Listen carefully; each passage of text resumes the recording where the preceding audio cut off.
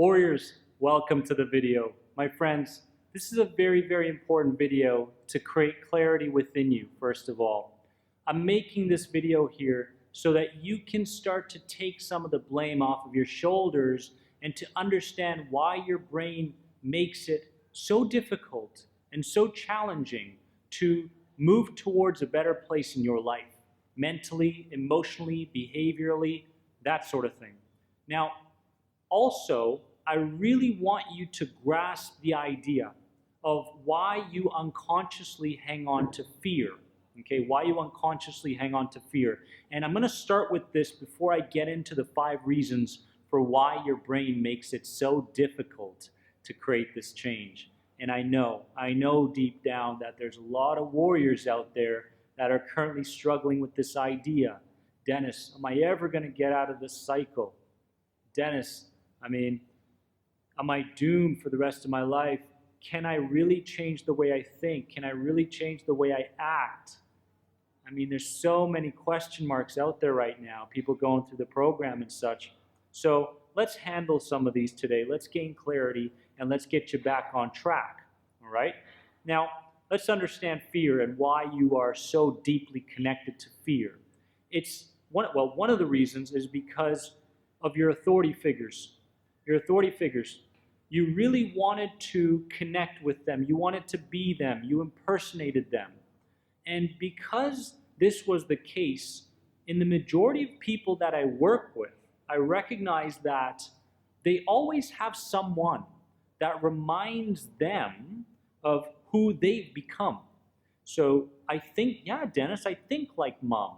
Or yeah, Dennis, I didn't really realize it, but I really do have the same beliefs as my teacher back in grade 11, who was very important in my life. And whether those beliefs were of the optimistic kind or the pessimistic kind, and the meanings and interpretations you had, it doesn't matter. If you saw someone as an authority figure, you will pick up on their thoughts energetically. You will pick up on their thoughts unconsciously. You will pick up on their words. You will emulate their behaviors and actions. You will create the similar unconscious images in your brain. So we are connected to fear because of this connection we have to the authority figures. With that comes the repetition. We repetitively thought in a certain way. We acted in a certain way. We believed things for a set time period, which makes it very difficult to break, because this whole idea of repetition, this whole idea of authority figures means safety. I am safe as I emulate my authority figures. I am safe as I continue to think and do the things that are very natural to me. And I've connected unconsciously safety to this. So I want you to understand that so much of this fear, this connection to fear, has come about unconsciously because of some of these reasons. Now, let's get into the 5 reasons for why the brain makes it so challenging to move in a positive direction. I've been there. You are there. Let's gain clarity together. High five. Reason number 1 is because the brain wants to work efficiently, warriors. It wants to work efficiently. It wants to problem solve very quickly. So at this point in your life, you'll notice that if the brain recognizes that there are new lessons to be learned, that means change. Change equals unfamiliar. Unfamiliar equals a lack of safety. You see where we're going here? You see where the brain makes it so difficult? And this lessened efficiency within the brain makes it very difficult to convince the brain that these new habits should be implemented unconsciously. Stick with me here. Second reason for why the brain makes it very difficult to change is because the brain takes up a ton of energy juice. So the more unconscious you are, And the more you engage in your current habits, the less energy you're using. If you want to go in a different direction, the brain automatically knows right away. It says, we're going to have to use up more energy if you go in this direction, and we're not okay with it because the energy is connected to willpower. The willpower gets at a higher level, a higher dose, depending on the amount of food you have in your system, the amount that you eat, and the amount of rest that you get. So the more work your brain has to do, the better, and the more you have to eat, and the more rest you have to get. You'll notice a lot of anxiety sufferers, when they start to create change, they get tired, they get fatigued. This is very, very normal. Again, brain juice, more of it used up if change begins to get implemented in your life.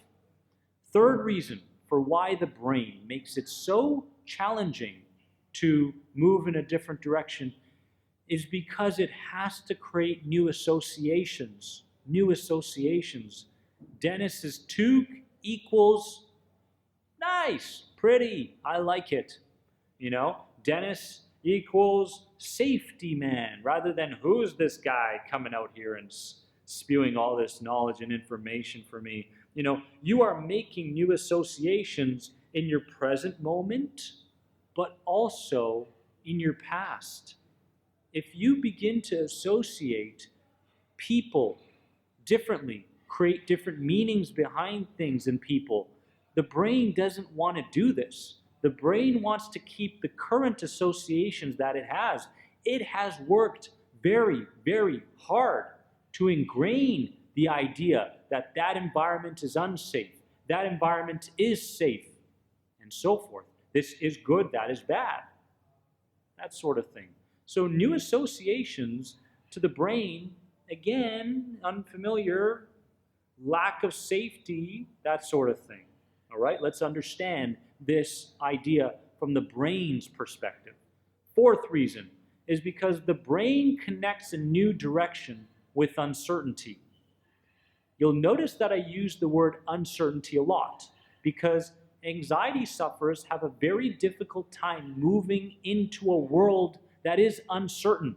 Anything that is uncertain, unconsciously and consciously, we connect to being unsafe. This is a place where we get the jitters. We get what I call the icky feelings rising up within your stomach, your chest, your mind. Your system will let you know. It will let you know if a place is uncertain, if a place is unfamiliar, if a new thought is unfamiliar. It will show you each and every time that it is not okay with this kind of change until repetition is implemented. Repetition with the right emotion, consistently used, can alter the brain's conditioning, can alter the neural pathways within the brain. So again, if the brain detects a new direction, it will also connect uncertainty to that new direction. Comment below if this makes sense. This needs to make sense. Fifth reason is because the brain refuses change because of the relationship between the brain and the heart. The way you feel must match the way you think. The way you think must match the way you feel. So all of a sudden, you're implementing these new thought styles, these new thought patterns. You're pairing up new things, and you're acting differently.